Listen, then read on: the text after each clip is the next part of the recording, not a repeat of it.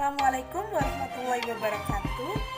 Di sini saya ingin mempresentasikan mengenai keadaan politik Indonesia pada awal kemerdekaan. Sebelum itu, perkenalkan nama saya Ivana Nasyara Lista Putri dari kelas 12.1 nomor absen 15. Bahasan pertama kita kali ini ialah kedatangan tentara sekutu dan Nica. Pasukan sekutu mendapat tugas masuk ke Indonesia dari tentara kerajaan Inggris yang dibagi menjadi dua bagian, yaitu South East Asia Command yang dipimpin oleh Laksamana Lord Louis Mountbatten untuk wilayah Indonesia bagian barat, dan yang kedua adalah South West Pacific Command yang berada di wilayah bagian timur. Selanjutnya ada AFNI yang dibawa pimpinan Legend Sir Philip Christian. Untuk bahasan selanjutnya adalah konflik Indonesia-Belanda di berbagai daerah. Yang pertama ada pertempuran di Surabaya. Pada tanggal 25 Oktober 1945, pasukan AFNI yang dipimpin oleh Brigadir Jenderal AWS Malabi mendarat di Tanjung Perak, Surabaya. Pihak AFNI menjamin bahwa tidak ada pasukan Belanda yang membonceng dan tugas mereka hanya melucuti tentara Jepang. Namun, mereka berkhianat.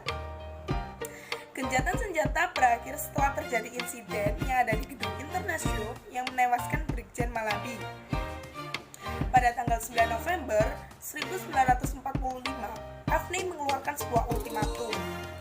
Lalu, Bung Tomo selalu membakar semangat pejuang rakyat Surabaya melalui radio yang ada di Jalan Mawar nomor 4. Untuk mengenang jasa para pahlawan, maka dibangunlah sebuah tugu pahlawan, dan pada tanggal 10 November itu diperingati sebagai Hari Pahlawan. Untuk bahasan selanjutnya adalah pertempuran Ambarawa di Magelang. Pasukan Ambarawa terjadi antara pasukan TKR bersama rakyat Indonesia dan pasukan sekutu Inggris. Pertempuran ini berlangsung pada tanggal 20 November 1945 sampai 15 Desember 1945. Pada tanggal 26 November terjadi serangan yang ada di udara yang dilancarkan oleh Sekutu dan Belanda. Dalam serangan ini Letkol Istiman gugur. Setelah itu Letkol Sudirman dan Letkol Gatot Subroto turun tangan sebagai komandan tempur. Lalu selanjutnya ada Bandung Lautan Api. Pasukan AFNI memasuki kota Bandung sejak bulan Oktober 1945. Pada tanggal 23 Maret 1946, AFNI mengeluarkan ultimatum untuk kedua kalinya agar TRI meninggalkan kota Bandung. Pasukan TRI akhirnya keluar dari Bandung yang kemudian menjadi dikenal sebagai Bandung Lautan Api yang terjadi pada tanggal 24 Maret 1946. Peristiwa tersebut telah jatuh korban bernama Muhammad Toha yang meninggal ketika meledakkan gudang mesin Nica. Peristiwa gugurnya Muhammad Toha telah difilmkan dengan judul Toha Pahlawan Bandung Selatan. Lalu selanjutnya yaitu perjuangan diplomasi Indonesia. Yang pertama ada Perjanjian Linggajati yang dilaksanakan pada tanggal 10 November 1946. Hasil perjanjian Linggajati adalah pemerintah Belanda mengakui kedaulatan Republik Indonesia secara de facto. Yang kedua, pemerintah Belanda dan Indonesia bersama-sama menyelenggarakan berdirinya sebuah negara federal bernama Negara Indonesia Serikat. Yang ketiga, pemerintah negara Indonesia Serikat akan bekerja sama dengan pemerintah Belanda dengan membentuk Uni Indonesia Belanda. Lalu selanjutnya ada agresi militer Belanda I dan perjanjian Renville. Hasil perundingan Renville adalah penghentian tembak-menembak. Yang kedua, daerah di belakang garis Van Mook harus dikosongkan dari pasukan Indonesia. Yang ketiga, Belanda bebas membentuk negara federal di daerah yang didudukinya. Dan yang keempat adalah dalam Uni Indonesia Belanda, negara Indonesia Serikat sederajat dengan kerajaan Belanda. Pada tanggal 21 Juli 1947, Belanda melakukan agresi terbuka yang menimbulkan reaksi hebat dari dunia internasional. Komisi Konsuler diketuai oleh Konsul Jenderal Amerika Serikat, yaitu Dr. Walter Full. Selanjutnya kita akan membahas mengenai perundingan Rumroyen. Hasil perundingan Rumroyen adalah yang pertama, pengembalian pemerintah Republik Indonesia ke Yogyakarta dilaksanakan pada tanggal 24 Juni 1949. Yang kedua, mengenai penghentian permusuhan akan dibahas setelah kembalinya pemerintah Republik Indonesia ke Yogyakarta.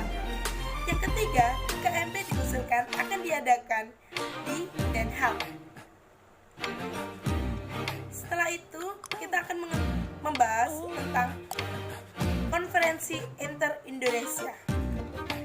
Latar belakangnya terjadinya Konferensi Inter-Indonesia adalah adanya keinginan menjalin persatuan dan sikap bersama untuk menghadapi Belanda dalam KMB. Tahap pertama konferensi berlangsung di Yogyakarta pada tanggal 19 sampai 22 Juli 1949, yaitu pembentukan negara Indonesia Serikat, pembentukan Uni Indonesia Belanda, dan APRIS. Yang kedua adalah konferensi yang berlangsung di Yogyakarta pada tanggal 30 Juli sampai 2 Agustus 1949, yaitu bendera RIS adalah sang merah putih, lagu kebangsaan Indonesia Raya, dan bahasa nasional adalah bahasa Indonesia. Selanjutnya yaitu Konferensi Meja Bundar atau KMB. KMB dibuka di Ridderzaal, Den Haag, Belanda pada tanggal 23 Agustus 1949. Hasil perundingan KMB adalah yang pertama, Belanda mengakui RIS sebagai negara merdeka dan berdaulat.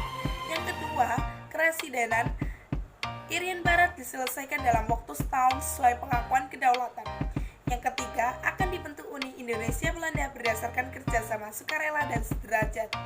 Yang keempat, RIS mengembalikan hak milik Belanda dan memberikan hak konsesi dan izin baru untuk perusahaan Belanda. Dan yang terakhir, RIS harus membayar semua utang Belanda yang ada sejak tahun 1942.